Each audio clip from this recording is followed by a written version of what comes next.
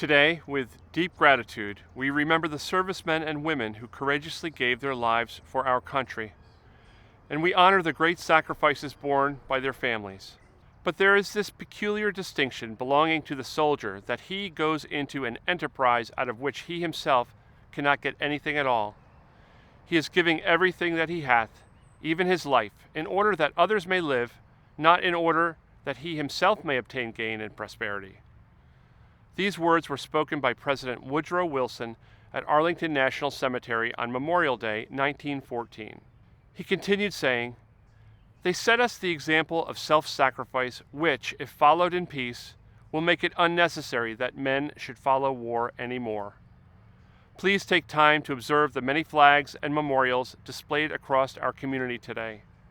Each represents a patriot's sacrifice, the life of a beloved son, daughter, brother, sister, mother, or father. Their memory compels us as citizens to dedicate ourselves to selflessness and peace."